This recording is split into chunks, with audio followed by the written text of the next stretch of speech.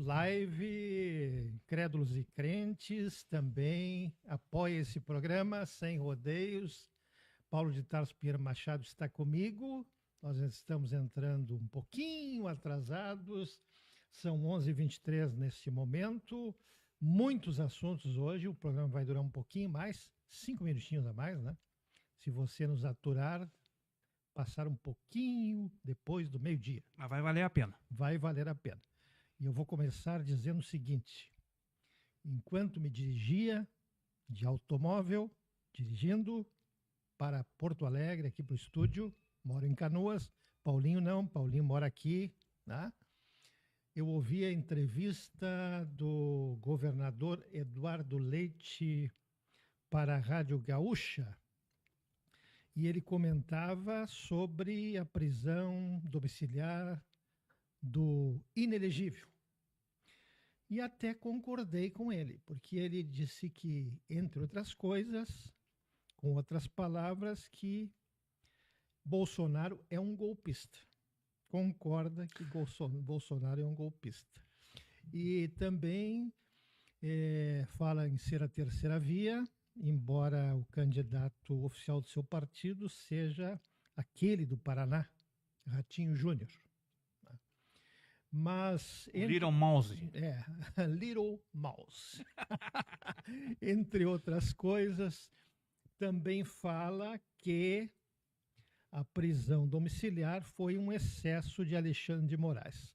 Só não concordei, que aliás eu também não concordo quanto ao excesso, só não concordei quando ele afirma que foi uma decisão monocrática. Não foi, porque a primeira turma referendou a decisão de Alexandre de Moraes. A partir desse momento, a decisão deixou de ser monocrática. A turma da Rádio Gaúcha, como sempre, passando paninho, falando em liberdade de expressão, no que eu discordo, porque eu já disse a semana passada, liberdade de expressão termina com limite. Não é, Paulinho? Bom dia, Marco. Bom dia, Marco Weber. Bom dia aos nossos internautas. Bom dia ao nosso apoio aqui, que semanalmente nos apoia. O Gabrielzinho. E nos sustenta, o mestre Gabriel. Né? Eu acho que nós precisamos botar acho que é dever desse programa, especialmente pelo seu nome, de Sem Rodeios, né? De ir direto ao ponto. E eu acabei falando no meu podcast, Crédulos e Crentes. Direto ao ponto. Direto ao ponto. Nós precisamos entender, e eu acho que é preciso ficar claro, e não é eu que estou entendendo, né? Que o que está acontecendo é a sequência de uma tentativa de um golpe. Eu iria falar nisso depois. Primeiro houve a agressão ao patrimônio público. Primeiro houve o que houve, né? Eu diria que se tudo que aconteceu antes de 2023, do 8 de janeiro de 2023, se fosse estendido uma lona nos diversos lugares onde aconteceu, seria um circo. Se colocasse uma grade, seria um sanatório. Porque o que nós assistimos nesse período e nesse processo é uma absoluta comprovação, e mais do que uma evidência, né? Eu vejo algumas pessoas dizerem, não, pois que o STF, eu não personalizo o STF. O STF é uma instituição brasileira. É o Poder Judiciário. Aliás, agradeçamos ao STF com todas as suas defeitos, as suas mazelas e as suas dificuldades, porque afinal não existe instituição perfeita na Terra. Onde há ser humano, existe imperfeição. Né? Mas, entre a imperfeição e o dever constitucional, institucional, primeiro institucional, agradeçamos todos nós brasileiros que ainda vivemos numa democracia, e aqui eu relembro as palavras de Rui Barbosa, senador, né, com viés conservador, que deve liberal, estar dando voltas na tumba depois do que aconteceu. Um senador de viés conservador, né, de viés conservador, que proferiu uma frase que ficou para mim guardada na minha consciência desde que eu passei a ter consciência do mundo. O que disse Rui Barbosa? Prefiro a pior das democracias à melhor das ditaduras. Olha as frases que tu citaste no programa passado. Prefiro a pior das democracias à melhor das ditaduras. E ele explicava essa frase. Porque ele disse o seguinte: a pior das democracias, ela tem chance de melhorar. E a vida tem chance de permanecer.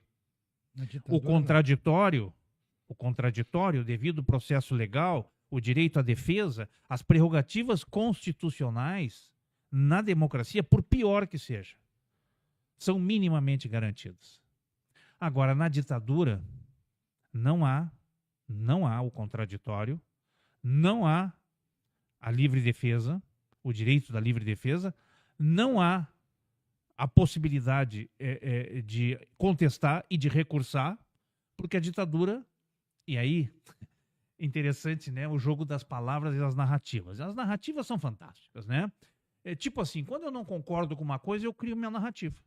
Né? Então, eles criaram que o ministro Alexandre de Moraes é monocrático, quando o Marco acabou de dizer, todas as decisões são confirmadas no colegiado. Foram referendadas. E são referendadas no colegiado. Primeira turma. Né? E diga-se de passagem, o colegiado tem uma diversidade, uma pluralidade democrática de posições.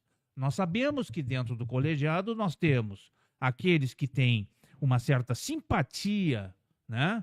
Uma certa simpatia pela não democracia.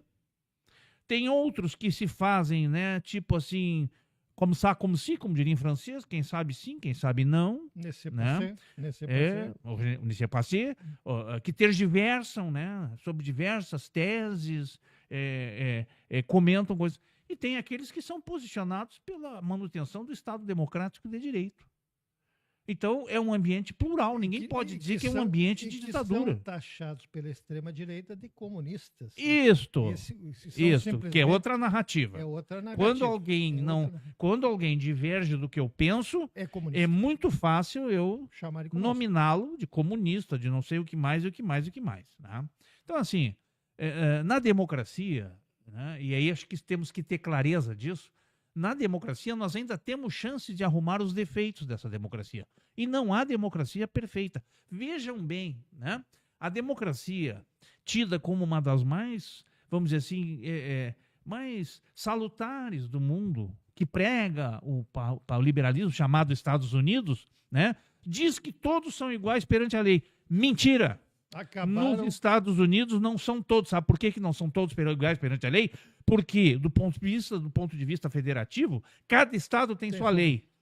Então, tem estados em que existe a pena de morte, tem estados que não têm a pena de morte e, portanto, não são iguais. E outra coisa que são outra marca dos Estados Unidos, que é muito interessante a gente chamar a atenção nesse momento, para aqueles que portam a bandeira, e eu vi isso um absurdo, gente portando a bandeira americana, vão embora, se mudem para lá, deixem o Brasil. Vocês querem viver nos Estados Unidos? Vão para lá, migrem para lá, abandonem o que vocês... Brasil é o nosso país, não é os Estados Unidos, nosso país. Uma coisa, Paulo, que ocorreu, que nós conversávamos antes, né, que um juiz do Texas, onde o Trump está querendo... Sim, mexer na legislação para ter mais 5 cadeiras no Congresso. Legislação eleitoral para ter mais 5 cadeiras, porque a vantagem dele atual é escassa, e haverá eleições no ano que vem, eleições parlamentares, né? Um o governador do Texas mandou prender. Olha a fragilidade da A democracia, democracia deles. americana. Exatamente. O governador, aí já começa por aí, mandou prender 50 deputados democratas que estão fora do Estado. Veja bem, aonde é que no Brasil ou em qualquer outra democracia que se preze no mundo, um governador manda prender alguém? Quem manda prender numa democracia onde os poderes sejam independentes, o que é normal em qualquer democracia, quem manda prender é o judiciário. Perfeito. Como é que um governador se arvora no direito de prender alguém? Só nos Estados Unidos, onde o executivo tem superpoderes. Isso se chama ditadura civil, não é democracia.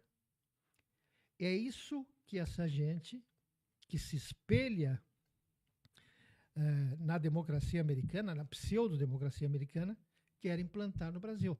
E vamos mais. Os Estados Unidos, na figura de Donald Trump, estão tentando, e agora a CIA está entrando na jogada, um golpe no Brasil. Estão intentando um novo golpe no Brasil, como foi implementado em 64, num outro contexto. E o pior, Marco, num outro contexto. Lula já foi alertado sobre isso. E o pior é que nós temos aqui, isso que os Estados Unidos quer fazer, está na alçada deles e cabe a nós lamentar ou contestar. É prática recorrente. É prática recorrente deles. Né? Eles não têm o mínimo de consideração não com seus concidadãos. Não tem pudor. Quantos cidadãos americanos morreram nas guerras que eles patrocinaram? Quantos jovens americanos morreram nas guerras? A ponto de eles fazerem uma correntinha de prata ou de metal com o nome do coisa para simplesmente poder identificar quem é que tinha morrido. Porque entregar junto com um ramalhete de flores e a bandeira americana dobradinha. Eu tive numa almofada para a mãe. Eu tive a oportunidade de visitar o cemitério de Arlington, em Washington. E lá eu pude sentir, né? Pude sentir a energia pesada pela dor de milhares, e por que não dizer de milhões de americanos que foram mortos, né, por um governo ou por um estilo imperial, né, de dominar o mundo. E o pior é que o americano aceita como patriotismo. Agora, eu também posso dizer. Não são todos, é claro. Como eu vivi, exatamente, isso que eu ia dizer. Como eu tive a possibilidade de viver um tempo nos Estados Unidos, por questões profissionais e de estudo, eu cheguei à conclusão, né, e entendo isso como princípio, que toda generalização é burra, e ignorante e primitiva. Não dá para generalizar. Tem muita gente dentro dos Estados Unidos que não concorda com este tal de lifestyle americano, o estilo de vida americano. Tá? Então tem gente, sim, crítica, tem gente que tem massa encefálica, tá? Tem gente que tem visão crítica. Mas vamos aos fatos. O que aconteceu por conta desse ambiente de golpismo que permanece? E acho que isso nós temos que denunciar. Tem que ser denunciado para que as pessoas entendam. Estamos denunciando. Porque nós estamos diante de narrativas. Então, cada um faz a narrativa que quiser. E ainda mais com essa extrema-direita sabuja, vagabunda, que existe no Brasil. E mais do que isso, né? Primitiva, golpista e neofascista. Porque é um bando de neofascistas. Tá? É assim a qualificação deles. Tá? Eles não aceitam a Constituição. Aliás, a propósito, o poder moderador no Brasil chama-se Constituição Federal do Brasil. É esse que modera. Porque diz o seguinte, o que pode, o que não pode, o que não deve, o que pode. Pelo Poder Judiciário. E o Poder Judiciário é o seu fiel guardião. Não tem outra maneira de expressar. Me contraria se eu estou dizendo errado. O Poder Judiciário é o Supremo Tribunal Federal é o fiel guardião da Constituição. E por isso temos que agradecer ao Supremo e a manutenção da democracia. Por quê? Por quê? Porque o Supremo vem agindo estritamente dentro dos limites da Constituição. Aquela expressão que nós ouvimos muito tempo, não que jogo dentro das 4 linhas, depende qual é as 4 linhas que tu considera 4 linhas. Já vimos que não é das 4 linhas, né? Porque hoje tem gente contestando tornozeleira no pé, né? Deste indivíduo que hoje está se colocando a vida dele na frente do interesse brasileiro e da sociedade. Ele foi um dia se amaziar, né? Ele dormiu numa embaixada, parece que uma embaixada da Hungria, em Brasília. Hungria, que tem Ou seja, ele estava fazendo o quê? Uma simulação, um teste de como é que ele ia se evadir? Um ditador, entendeu? Governada por um ditador. E vamos lá, o nosso amigo Marco é advogado, eu sou um rábula porque eu não completei o curso de advocacia, ainda vou completar, meu sonho dourado. Né? Diria um velho jurista, uma caixinha de fósforo de evidências tem mais sabor e mais valor, mais valor do que muitas vezes uma tombadeira de provas. Mas existem também na ala escura da advocacia, diz o seguinte, no direito não existe verdade, existem versões. Esses são os que pregam aquilo que Montesquieu falava, que a lei tinha espírito, né? São as narrativas. É a narrativa. Mas vamos aos fatos. O que aconteceu ontem nas casas congressuais do Senado e da Câmara foi uma outra tentativa de golpe, a qual, e prossegue o golpe, havia sido um golpe contra o Executivo, e lideradas, um golpe contra o Legislativo. Eu vou deixar um parêntese aqui para você, eleitor gaúcho, lideradas por um candidato ao governo do Estado, que estava lá de venda e de esparadrapo na boca. Aliás, de onde ficar com esparadrapo, né? Sairia menos bobagem e imbecilidades da boca dessa gente. Mordaça, né? Um candidato ao governo do Estado e outro ao Senado. Olhem bem quem vocês pretendem votar no ano que vem, hein? Essa mordaça e essa máscara podem ser transferidas para você. São candidatos com muita qualificação golpista e neofascista. Né? Golpistas, neofascistas estão aí numa pesquisa que eu sei que é fajuta, liderando. Liderando. Mas vamos aos fatos. O que aconteceu ontem foi Olha aí, Parcão. Foi um sequestro do Parlamento Nacional brasileiro. Porque sentar na cadeira das mesas diretoras, se acorrentar, né? E com fatos graves, como o que aconteceu ontem, com uma agressão de um deputado neofascista, né? Um primitivo, né? Que agrediu um jornalista. O jornalista foi agredido. Não, eu acho que o jornalista, ao invés de dar outra face, ele tinha que dar um soco no meio da cara desse vagabundo. Mas a natureza do jornalista é simplesmente perguntar e questionar, até porque tem outros deputados e justiça seja feita que são da mesma corrente, da mesma visão, que não tem esse comportamento. Se eu estivesse lá como bom fronteiriço... Não, em primeiro lugar é o seguinte, aí é outra coisa. Os limites do respeito pessoal passaram o respeito pessoal, ele também quem ele pensa que ele esse deputado, para botar a mão no cangote e apertar o cangote? Ele acha que está lidando o quê? Com ratos? Se fosse comigo, eu ia no pescoço. Não interessa se a guarda lá se a polícia parlamentar... Então, vamos aos fatos. Ontem tomaram, tipo um sequestro, sequestraram o Congresso Nacional ao fazer o que fizeram. Inclusive, chegou ao ponto de uma deputada levar uma criança recém-nascida, um nenê, um bebê, entendeu? Que vai estar sendo denunciada perante o Conselho Tutelar do Distrito Federal, porque ela levou a criança, a filha dela, ela levou como escudo. Tu imagina o seguinte, se ela não tem cuidado com a sua filha, que cuidado que ela vai ter com a sociedade? A deputada catarinense da tiarinha nazista. É isso aí. Foi. É isso aí. Uma neofascistinha, entendeu? Uma neofascistoide, perdão. Né? E a filha, coitada, foi colocada como escudo. E tanto que foi colocada como escudo que na sua candura e na sua inocência chorou a sessão inteira do tipo, me tirem daqui, eu não tenho que estar aqui. Se ela não entendeu isso...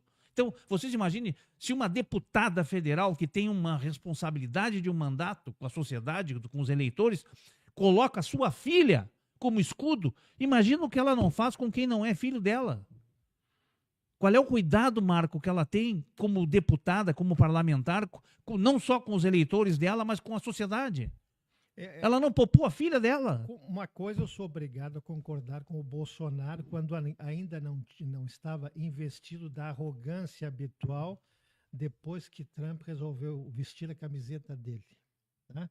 Quando estava ali perante Alexandre de Moraes sendo interrogado.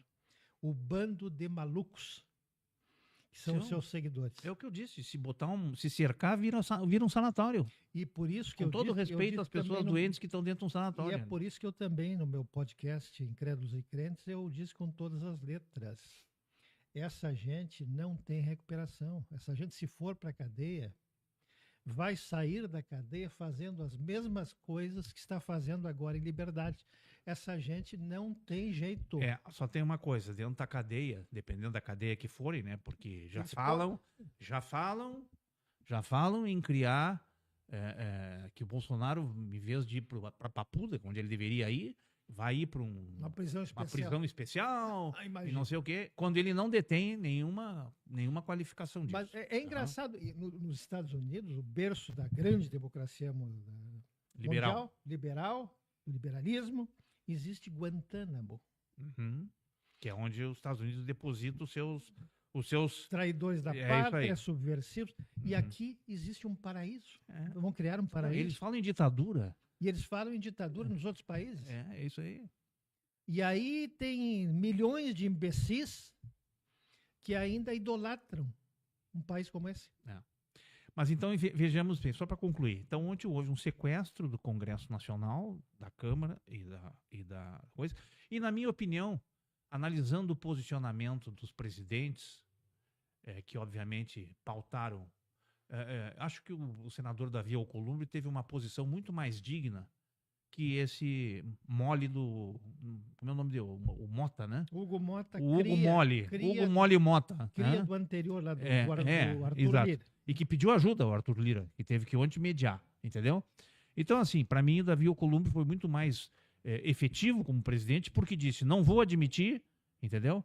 Não vou admitir, e distribuiu anúncios, né, de que ia partir para as punições de quem continuasse obstruindo. Tá? Então, assim, acho que houve uma certa fragilidade do presidente da Câmara, que está sob pressão, que teve sua reputação, no meu ponto de vista, abalada como líder da Câmara e presidente, porque ontem o que ele tinha que fazer... Eu imagino o seguinte, Marco, e faço a seguinte pergunta aos nossos internautas. Imagine se fosse um movimento social qualquer que tomasse a Câmara de assalto, o que aconteceria? O que aconteceria? Se, por exemplo, os movimentos sociais, como o MST, como o Movimento dos Trabalhadores prejudicados pelas barragens, qualquer outro movimento social,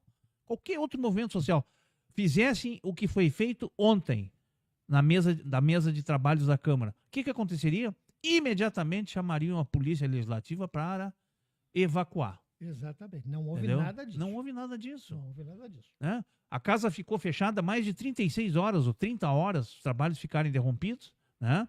E aí, essa turma toda de bando de neofascistas, né? que fizeram esses sequestradores, né, da democracia, sequestradores da liberdade, né? Crianças mimadas, insatisfeitas, que perderam a eleição e não reconhecem a eleição. O que eles fizeram? Saíram ainda construindo uma outra narrativa, dizendo que haviam negociado tudo que eles queriam, uma pauta que estava negociada, quando, na verdade, foram desmascarados pelos próprios companheiros deles. Hoje apareceu um deputado do PL dizendo que não houve negociação nenhuma. E sabe quem foi o deputado do PL que disse que não houve negociação nenhuma? Por incrível que pareça, o deputado, não sei se é senador ou deputado, acho que é deputado Pazuello, o ex-ministro da Saúde. O cara crachado do Bolsonaro. Então, é uma coisa que realmente foge um pouco da sanidade mental, né? E aí chegamos ao ponto onde de o parlamento, que é a casa sagrada da sociedade, com todas as suas dificuldades, com todos os seus defeitos, com um centrão, com emendas que sequestram recursos do orçamento, com uma série de coisas, mas ainda é um espaço da democracia. E eles ontem foram lá e sequestraram, tipo sequestrador que pega alguém, torna refém e exige um resgate. Então, para mim, isso é uma desqualificação dessas pessoas que não honraram o mandato, e não interessa porque se são de direita, são de esquerda, são do centro, elas não honraram o mandato que receberam, e não estão adequadas ao regime democrático e simplesmente ao que diz a Constituição Federal. Então, precisamos deixar isso muito claro, porque o Brasil tem uma tendência, e aí é um problema nosso sério, que precisamos resolver. Nós aqui no Brasil normalizamos tudo.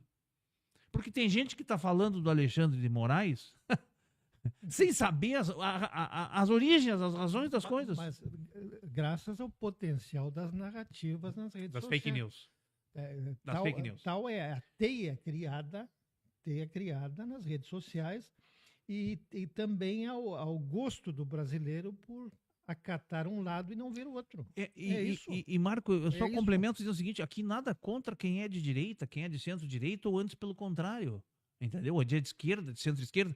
Veja bem, numa democracia, todas as correntes, elas têm o direito de expressar o que pensam e que sentem, mas sem invadir o espaço do respeito, da liberdade e, principalmente, o cumprimento da regra constitucional e das leis. Quando isto é ultrapassado, não estamos numa democracia. Que, aliás, a palavra que eles gostam de usar, democracia, para essa gente, chama-se ditadura. Um presidente como Bolsonaro, né, que no processo de cassação da presidente Dilma, com acertos e erros, elogiou Ustra. Um torturador, Carniceiro. que era o tal de Ustra, Carniceiro. entendeu? Mostra quem é essa gente. Né? Mostra a serviço de quem eles estão a favor. E eu quero dizer uma coisa aos americanos, aos irmãos americanos, porque tem muitos americanos que realmente merecem respeito. Eu tive possibilidade de conviver durante um tempo com eles. Mas quero dizer àqueles que têm um gostinho pelo fascismo, pelo imperialismo, pela dominação. Tá? Jamais nos matarão. Jamais nos dominarão. Jamais vocês vão comandar e dominar o Brasil. O Brasil não é mais colônia. O Brasil tem sociedade, o Brasil tem povo, entendeu? E não interessa se vocês têm um botão que apertem, que nos exterminam, porque nós vamos resistir até o último momento e até a última gota de sangue. Vamos aguardar, né? Vamos aguardar com firmeza. E um outro assunto interessante que nós vamos... Hoje eu estou meio afônico. Estou vendo. Mas nada que impeça a tua energia e a tua força. Nada que impeça a minha manifestação. Perfeito. Um outro assunto bastante interessante que nós vamos trazer à baila é o fato de que Lula está sendo criticado por não querer contato, neste momento ao menos, com Donald Trump. E também a imprensa, principalmente a Rede Globo, com uma guinada muito forte à direita, inclusive demitindo colegas jornalistas que estavam trazendo a verdade e criticando as ações da extrema-direita. Daniela Lima foi uma e Eliane Cantanhede foi outra. Que parece que da Globo News, né? Da Globo News, né? Globo News, que é um canal de... Eu ouvi falar que a Danusa, a jornalista, Danusa não, não lembro o nome dela, também saiu da Globo, foi demitida? Também está na mira. Ou está na mira. Está na mira. Estão sendo demitidos jornalistas que combatem as fake news, que combatem essas narrativas da extrema-direita. Isso é sintomático porque a Rede Globo, já no impeachment de Dilma e na Operação Lava Jato, esteve bastante parcial, como, aliás, é uma postura histórica e recorrente. Dilma teve bastante oposição pela Rede Globo, que teve uma atuação bastante decisiva por ocasião daquele fato histórico. Paulo, nós vemos então a abertura de uma campanha francamente à direita para as eleições de 2026? Eu diria o seguinte, eu vejo por dois aspectos. Tá? Realmente, esses movimentos todos têm uma consequência de que vamos dizer assim, trazer à tona, né? Trazer à tona, talvez a maior parte do processo que fica abaixo da lâmina d'água, né? Naquela famosa máxima do iceberg, né? O iceberg sempre parece uma pontinha, né? Pois esses episódios todos estão trazendo, e tanto que as pesquisas estão revelando, mais de 60% dos brasileiros condenam a mistura política que houve entre os interesses da família Bolsonaro e de seus asseclas com a economia brasileira. Tá? E no caso brasileiro, a carta que Trump mandou, e aliás eu quero fazer uma referência ao que tu comentaste sobre a questão da crítica que estão fazendo ao presidente Lula. O presidente Lula está tendo uma conduta exemplar. Ele ontem deu uma entrevista a uma agência internacional, a Reuters, onde ele disse o seguinte, eu não vou agir com os mesmos princípios que esse cidadão chamado Trump. Eu trabalho pela integração, eu trabalho pela paz, eu trabalho pela união dos povos e eu não trabalho pela degradação moral, pela agressão, porque ele mandou uma carta. Ele não teve...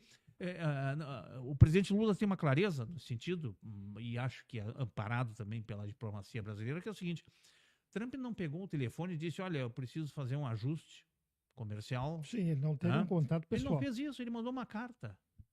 Ele mandou uma coisa tipo... Ele se torna um juiz, com todo respeito, ou ele se coloca na posição de um magistrado, de um juiz...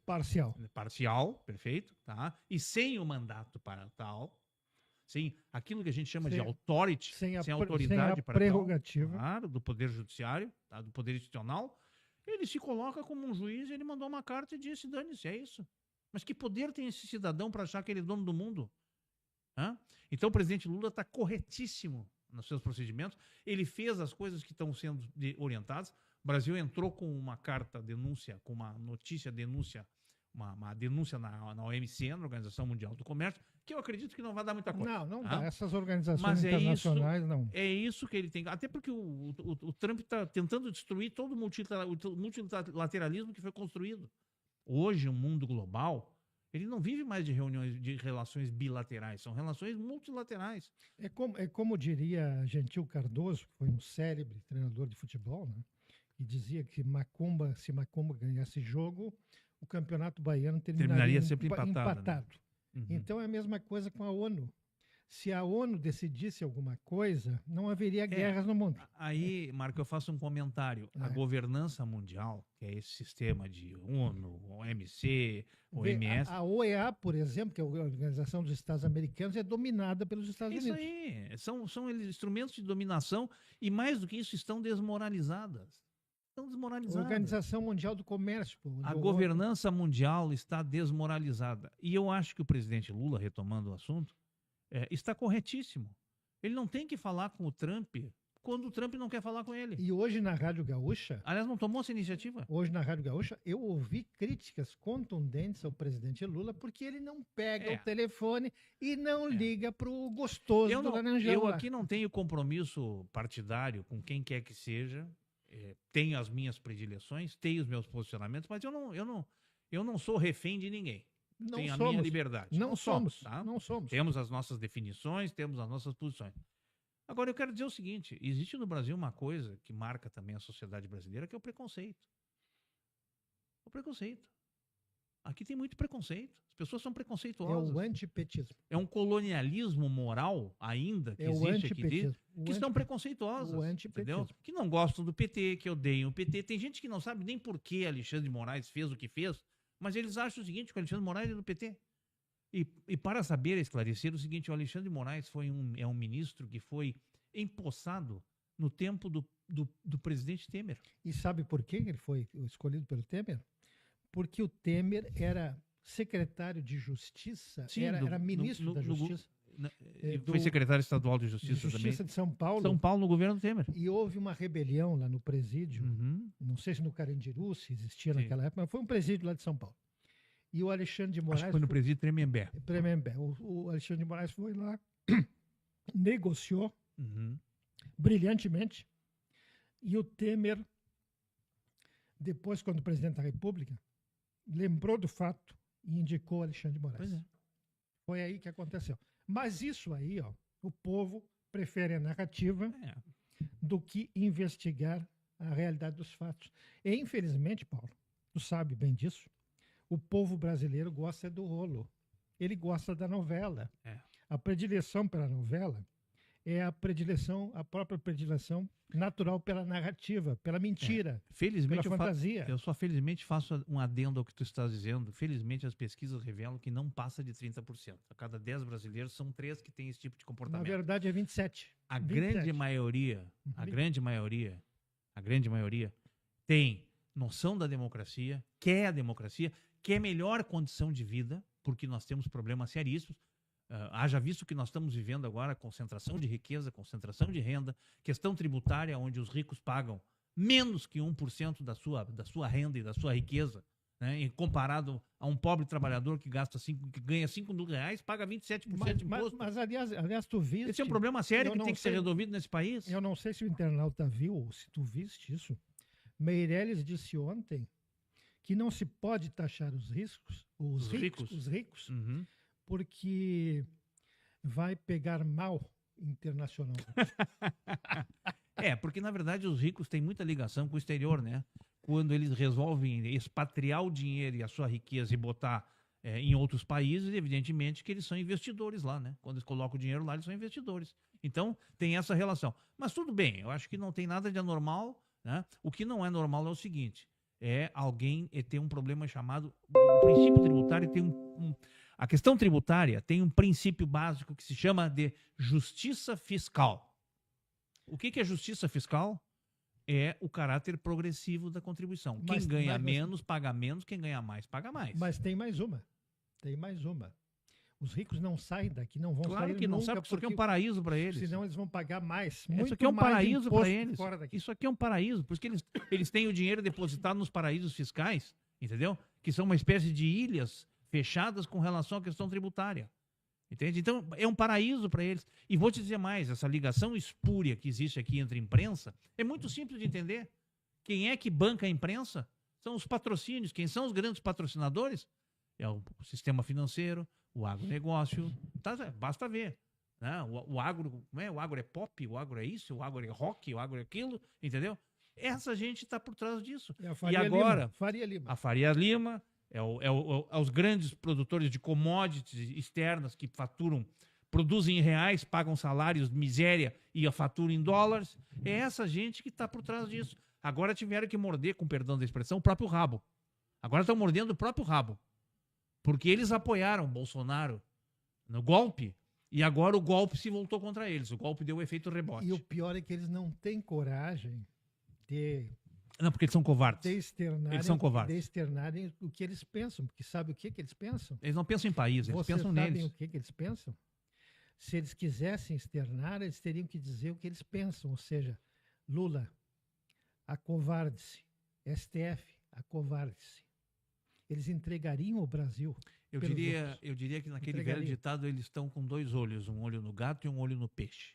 Eles entregariam. A eles interessa reverter a tarifa de 50%, mas a eles também lá interessa acabar com a regulação e se houver uma destruição do STF, se tiver uma destruição da democracia, da Amazônia, para eles está muito interessante. Por eles se entregaria a Amazônia, as terras raras, tudo. Onde o setor do garimpo ilegal se posicionou. Aliás, o setor do garimpo ilegal se posiciona como qualquer outra instituição. Esse garimpo ilegal não podia se posicionar.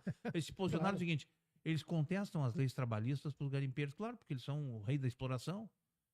Primeiro que eles se apropriam do que não é deles, segundo que eles usam mão de obra, né? E quando a mão de obra se rebela, eles mandam matar. Eles são uma organização criminosa, entendeu? É isso que nós assistimos. Então, assim, vejam, nós estamos num processo que, se nós não colocarmos a cabeça no lugar e separar o joio do trigo, nós vamos ficar submetidos às narrativas. E todo dia tem narrativa no mercado, nas redes sociais. O problema é o que eu te disse, é o que eu disse para o internauta. O povo é submisso a narrativas. Eu não sei se por falta de cultura... Não, é por falta de educação, é por falta de uma condição, até nem por culpa própria, é por falta de educação, de esclarecimento, porque... O povo é aculturado. Há uma diferença, Marco, há uma diferença entre informação e conhecimento. A informação, ela vem como ela se apresenta. Agora, quando eu tenho dificuldade de conhecimento, eu tenho dificuldade de discernimento cognitivo, né? Me falta cultura. Quando o pastor na igreja é mal intencionado é isso aí. E me faz lavagem cerebral. É isso aí. Aí é difícil. Então, quando eu não tenho conhecimento, eu não tenho condição de tratar criticamente aquela informação. Agora me conta o seguinte. O sujeito da classe média, ali do Parcão, sim, que vai no Parcão fazer manifestação. Esse cara é um aspirante a pequeno burguês, né? Ele tem um certo nível cultural. Me explica. Eu sei a resposta, mas eu quero a tua. Eu acho que esse pensa no seu interesse próprio. Se dane o mundo. Se ele conseguir manter... Aliás, esse é um problema. Se ele mantiver a sua SUV, a prestação, a sua casinha lá na praia, que é um casebre. É um patrimôniozinho dele, porque ele entende que isso é meritocrático, né? Que se a gente não lê uma linha da teoria do valor, não leu uma linha sobre teoria do valor, não leu uma linha sobre extração de mais-valia. A mulher vive na rede social. Porque não existe, e eles admitem isso. Vendo vestidinho. Não admitem, pelo seguinte, eles não admitem o seguinte, que para que um ganhe, outro tem que perder. Eles não admitem que essa regra é assim. Aliás, eles normalizam essa regra. Ele defende o patrão que explora então, assim, ele. Quem amealhou patrimônio, né, amealhou em várias condições. Tá? Ou em atividades proscritas ou atividades legalizadas. Tá? Pagar salário que se paga no Brasil, tá? Pagar os salários que se paga no Brasil, o salário mínimo de R$ 1.500, quando deveria, e estudos provam isso, que deveria ser no mínimo R$ 5.500, tá? Evidente, extrai uma margem muito grande. Se o salário tem que ser 5.500 e eu pago 1.500, com quem que fica a diferença? É simples. Não precisa nem estudar a teoria do valor. Eu fico com a diferença. E essa diferença vira o quê? Vira o meu patrimônio. E aí eles dizem o seguinte, não, mas eu conquistei isso com mérito. Que mérito? O mérito de alguém em cima da exploração de outrem. Eu estou pagando auxílio social. Não tem ninguém aqui. Não tem ninguém para trabalhar, não tem ninguém, isso não outra quer coisa trabalhar. Outra coisa é o seguinte, eles não conseguem nem aniquilar a informação. Veja bem, o salário é 1.500. O salário mínimo é 1.500. Esse absurdo de salário mínimo que se paga no Brasil. E por isso que tem uma legião de miséria, uma legião de pobreza, uma legião de empobrecimento, e a classe média virou refém disso porque a classe média está endividada. Ainda nós estamos com elevados índices de endividamento. Absurdo, tá? Muito bem. Aí o que aconteceu? Há poucos dias veio um sabujo, líder de um setor empresarial, dizer o seguinte, não tem mão de obra, porque o Bolsa Família tirou a mão de obra. Eu estou te dizendo, o auxílio social é o Bolsa Família que eu falo. Então é o seguinte, o raciocínio é muito simples. O Bolsa Família, para quem não sabe, no núcleo familiar, ele não permite pagar mais do que R$ 1.200. Você pode ter duas pessoas que demandem R$ 600, que é o valor máximo do Bolsa Família. Bom, a pergunta que eu faria, caso eu tivesse um pouquinho de discernimento, nesse caso, né, cognitivo dessa pessoa que falou isso, era o seguinte. O caso não tem, né? Por que uma pessoa que ganha, então, uma família que ganha R$ 1.200, que é o máximo que pode ganhar, por que ela prefere ganhar 1.200 do que trabalhar por 1.500? 1.500 não é mais? R$300 a mais do que 1.500? É uma questão de raciocínio lógico. Ela não precisa nem ter muito raciocínio lógico. É para que ela sabe que essa situação de trabalhar com 1.500, inclusive com os estímulos e a pressão que eles fazem para desregular o mercado de trabalho, porque o mercado de trabalho está desregulado por causa dessa gente, que o negócio do empreendedorismo, que não sei o quê, né, que o empreendedorismo é a desregulamentação dos direitos sociais do trabalho. Claro, lógico, elimina todos os nessa visão. Eu acho que o empreendedorismo tem uma outra fase, que é um problema de iniciativa do indivíduo, mas também no Brasil só sobra essa maneira. Você entra num Uber e pergunta para ele, por que tu está aqui? É porque não tem emprego, porque não tem trabalho. Entendeu? E a culpa é do governo. E a culpa é do governo, correto? Então, assim, a pergunta é muito simples. Então, essa gente que estimula tudo isso, entendeu? Depois vem para o jornal, dá uma entrevista de 2, 3 páginas, e claro que a imprensa faz, porque esse camarada tem algum poder relacionado ao poder de patrocinar o jornal. É ele que vai bancar a publicidade do portal. Eu li um livro certa vez que diz o seguinte, no capitalismo não tem liberdade de imprensa. A liberdade de imprensa é o valor que você paga para o dono do jornal. É quanto você remunera o dono do jornal. A liberdade está condicionada àquilo, faz lá quem pagar mais. Entendeu? Então, a imprensa, e eu não estou dizendo que a imprensa não seja tudo assim, não, nós temos veículos que são ainda minimamente confiáveis, em que pese, às vezes, tem que flertar com o poder econômico para poder se manter. Né? Na verdade, é um modelo que nós temos. Esse é um modelo fascínio, é um modelo perverso. Né? E digo mais, essa legião... Ontem aconteceu um fato que ninguém se deu conta, né? E esses fatos começam a engrossar o caldeirão social que nós estamos vivendo. E aí eu vou responder a tua pergunta, como é que fica a questão da direita e da esquerda e a questão do modelo político. Tá? O que aconteceu? Ontem um caminhão de carne foi desviado para dentro de uma favela. E a polícia veio, no Rio de Janeiro. Eu vi a notícia. Chamada Comunidade da Pedreira. Veio um caveirão, né? Veio mais do que um caveirão. E a polícia estava tentando resgatar a carga. Não conseguiu. Não conseguiu e desistiu. Não conseguiu e desistiu. Encheram o caveirão ainda de carne, que estavam fazendo essa transmutação, metendo spray de pimenta, e daqui a pouco a comunidade invadiu e terminou o negócio. Os policiais disseram, ou é nós ou é a carne. Então vamos sair daqui. Tá? Levaram Eu a não carne. estou aqui fazendo nenhuma apologia ao violência. crime do desvio, que é ilegal, mas o fato retrata a realidade social. Tá? Porque senão eu vou ter que incriminar toda a favela que pegou carne. E pegou carne por quê? Porque o povo não está comendo, não tem dinheiro. Não tem dinheiro. Aí ontem eles comeram picanha. Mas eu pergunto para vocês o seguinte, lamentavelmente, eu não estou falando aqui que isso é um problema do governo, lamentavelmente a injustiça social no Brasil campeia e se agrava a cada dia. Nós estamos vendo que esse modelo está levando ao seu autoextermínio, a sua autossaturação. Esse é o problema. E aí eu vejo o seguinte, diante desses fatos tem duas possibilidades. Ou os setores que são democratas, que são progressistas, que querem o melhor bem-estar social da sociedade brasileira, se organizam, né? Ou essa gente vai dar um golpe, né? Como disseram aqueles dois autores lá no livro Como as Democracias Morrem, né? Que disseram o seguinte, hoje não precisa mais botar canhões para estabilizar a democracia.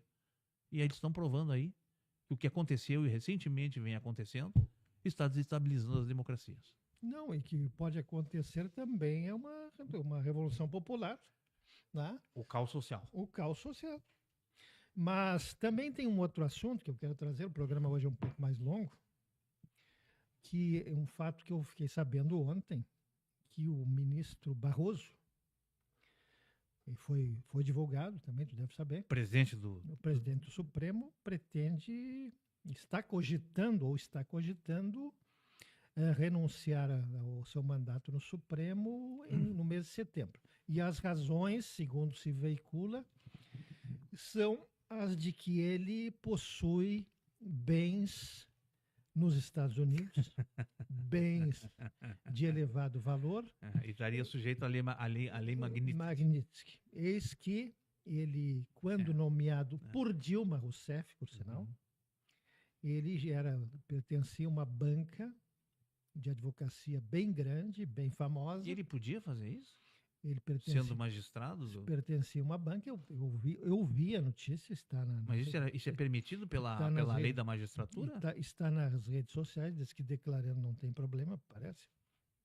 A lei da magistratura não permite. E ele pretende renunciar agora no mês de setembro. É isso aí. O que abre a oportunidade de Lula nomear um outro ministro. E, aliás, essa questão pode ser debatida por nós por 10 minutos. Por 10 minutos, e 10 minutos são mais do que suficientes. Eu defendo há muito tempo que o Supremo Tribunal Federal não pode ser nomeado por presidentes da República. Ministros do Supremo não podem ser nomeados por presidentes da República, porque consequências advindas disso geram o que está Tem gerando. conflito de interesse nesse processo. Tem conflito de interesses e políticos. Perfeito. O Supremo Tribunal Federal, ministros do Supremo devem ser nomeados por um colegiado de presidentes dos tribunais dos diferentes estados do Brasil. Dos diferentes tribunais também. Tribunais de Justiça Comum, tribunais de Justiça do Trabalho, tribunais de Justiça Federal.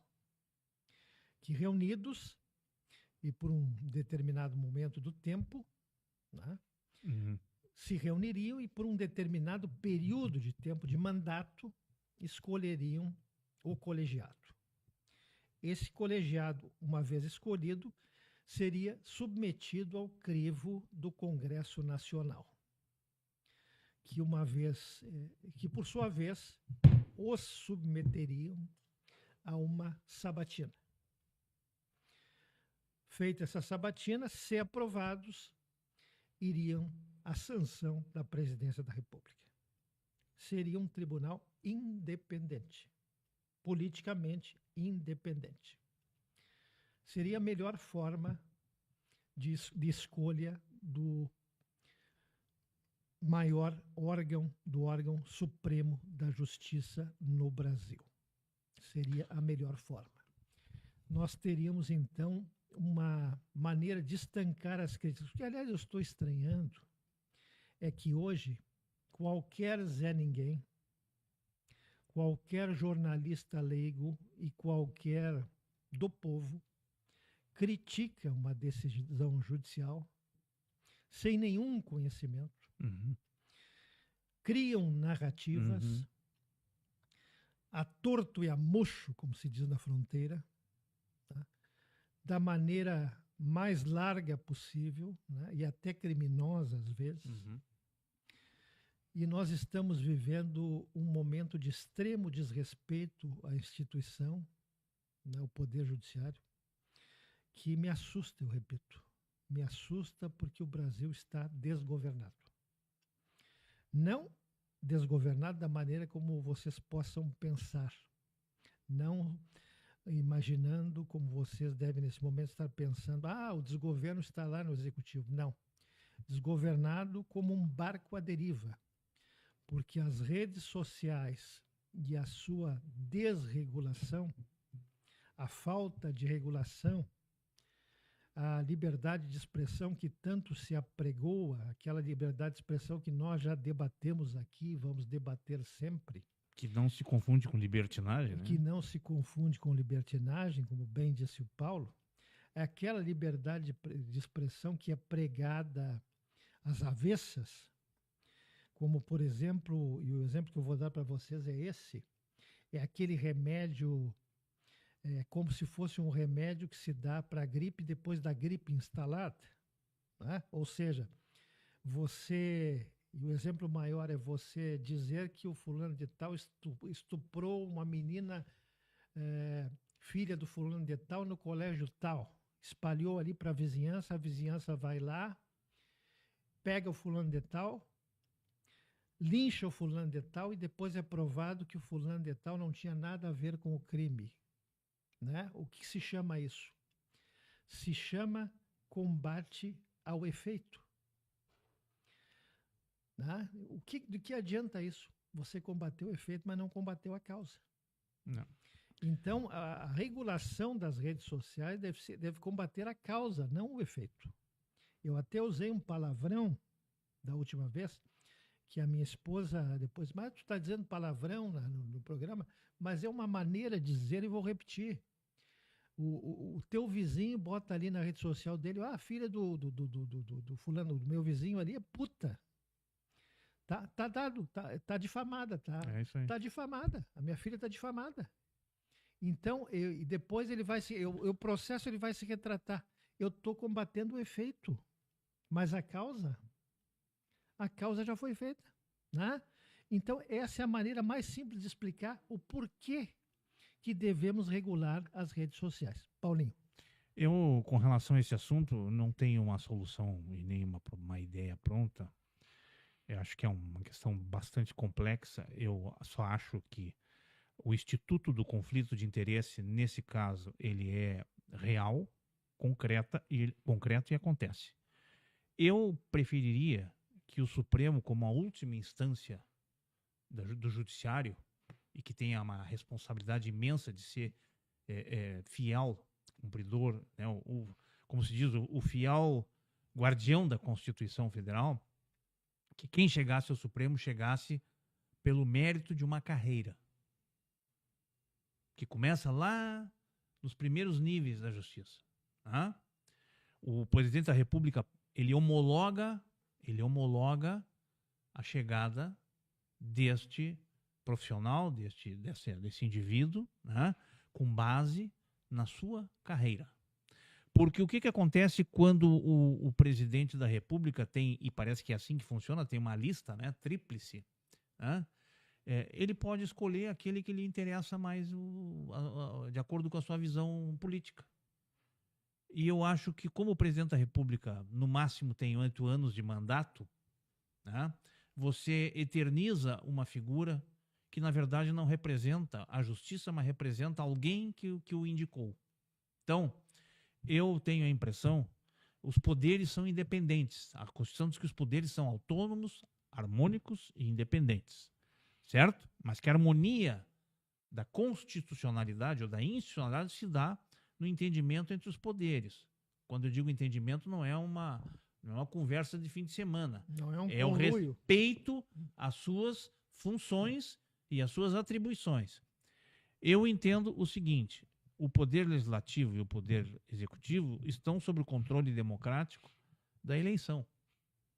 Ganhe quem ganhe, paciência, foi uma escolha, temos que nos curvar democraticamente, mesmo que eu não tenha tido, vamos dizer assim, considerado vitorioso na eleição, eu tenho que me curvar, que é o que aliás está acontecendo. Essa gente que está aí não aceitou o resultado da eleição. Até hoje. Tá? No Poder Judiciário, por ser, no meu ponto de vista, né, o efetivo poder moderador da República, porque ele não modera a partir de personalidades, ele modera a partir da lei, da Constituição, das regras do jogo. Essa é a moderação. Tá? No meu ponto de vista, não poderia estar imiscuído com decisões do Legislativo e nem do Parlamento. Tá? Por exemplo, eu acho que a questão... existe uma lei chamada a Lei Orgânica da Magistratura, que é um código de governança da magistratura que diz o que pode, o que não deve, o que precisa, não pode fazer. Tá? E o presidente da República, assim como a autoridade do Poder Executivo, até porque esse pessoal será pago com um orçamento público, ele pode, quando muito, homologar. Eu vou dar um exemplo do que acontece numa empresa pública. Quando tem um funcionário que tem conduta, né, ou denunciada que não é conforme as regras do jogo, o que se faz como coisa, e eu vivi isso como gestor de empresa pública, a gente instala um PAD, que é um processo administrativo disciplinar, em 2 etapas. Primeiro, a constituição do inquérito sobre a denúncia, sobre o fato, com um grupo. Depois termina o inquérito. Esse inquérito, que é o levantamento das informações, constitui-se um outro grupo de pessoas ilibadas, de pessoas de notável conduta ilibada, tá? Que é um outro grupo que vai julgar aquilo que aquele grupo levantou. Tá? E eles emitem o parecer sobre os fatos. O presidente da instituição, tá? Com base nas informações, e acolhe esse parecer e encaminha para parecer jurídico da empresa, para ver se não há nenhuma inconformidade, nenhuma ilegalidade, se não há nenhum desvio, certo? Que às vezes pode haver, né? Diz o seguinte: não, está dentro dos conformes, né? E o processo está devida e legalmente constituído e finalizado. E cabe ao presidente da instituição apenas uma coisa: homologar o resultado do PAD. Por exemplo, eticamente, as pessoas envolvidas num processo de administração, sejam aqueles que são, ao final do processo, considerados objeto de uma condenação ou de uma sanção administrativa, que vai da advertência, suspensão até a demissão, a bem do serviço público. Começa com a sindicância e depois vai para o processo administrativo. Ele não pode eticamente se relacionar com os interessados do processo. E isso acontece, as pessoas veem, tá? Há um desvio de conduta nesse sentido, do meu ponto de vista, que se o gestor não tiver firmeza, né, e no meu caso tive que ter essa firmeza por uma questão inclusive de uma questão de governança, porque eu estava submetido a um processo de governança, tá?